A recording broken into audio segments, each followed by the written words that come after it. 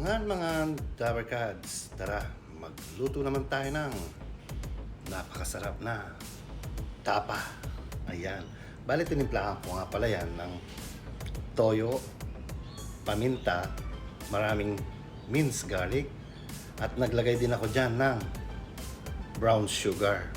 Depende sa'yo sa brown sugar kung gusto mong matamis or mild lang or katamtaman lang ang tamis niya.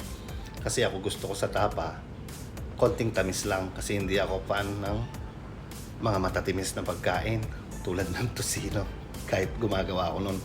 Tapos, una ko nga pala niluto dyan yung aking minced garlic. Bali, piprituin ko muna yan at dinamihan ko na rin yung mantika para dyan din ako magpiprito ng tapa at gagawa ng garlic rice. Yan ang gagamitin kong mantika. At tapos, nag-slice ako ng sibuyas at pipino.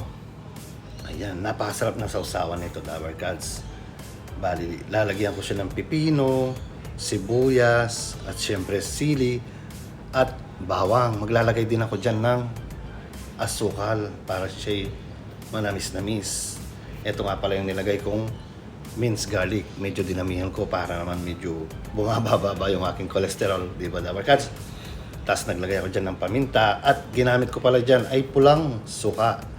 Bali, pulang suka or tubo. Sarap nito, Dabarkads. Tapos ito na yung aking ginawang garlic rice. Bali, yung kanin ko, yung ano ba yon, yung sumasabog pagkatapos iluto, yung napakasarap na kanin nito. Tapos ginawa ko lang siya sa planggana. Naglagay ako ng fried garlic. Siyempre naglagay din ako ng paminta at asin dyan. Tapos nilagyan ko yan ng taba, yung pinagprituhan ko ng bawang. Para siya malasang garlic rice. Ayan, Dabarkads. Pagkatapos, ilalagay ko na yung aking baka sa napakainit na kawali.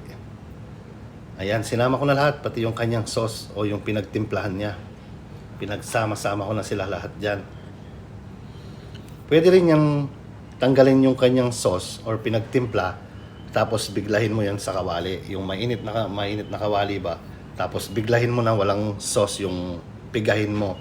Tapos itos-tos mo lang, pag nag-brown na yan, malambot na. Pero ako, sinama ko na lahat para malasa at manuno talaga yung kanyang timpla. Ayan, nireduce ko yung nireduce ko yung sauce niya or pinagtimplahan ko ba para hindi masyadong tumigas yung kanyang karne. Kasi pag pinayaan ko yan sa kawali ng kumukulo, parang titigas yan, magiging rubber siya. Kaya ginawa ko, nung ma-reduce na yung sauce niya, binalik ko ulit yung laman. Siyempre, naglagay ako dyan ng mantika. Yung mantikang pinagprituhan ko ng bawang para lasang-lasang tapa, garlic tapa, o diba, Dabarkads?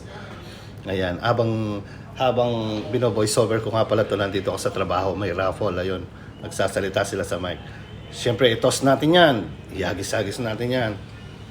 Ayan, diba? Garlic tapa na napakasarap.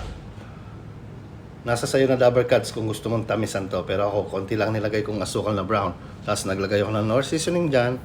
Naglagay ako ng toyo. Naglagay ako ng minced garlic. Siyempre, paminta. At naglagay din ako ng dahon ng laurel. Yun lang ang timpla ng aking tapa. Kasi yung iba naglalagay ng mga kung ano-ano. Naglalagay sila ng oyster sauce. Pero ako hindi na.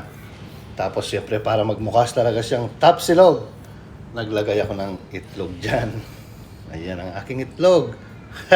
Aking itlog talaga, ano? Ang gusto ko naman sa aking itlog, yung runny lang. Ayan, runny lang or rare ba. Yung sariwa, yung kanyang dilaw.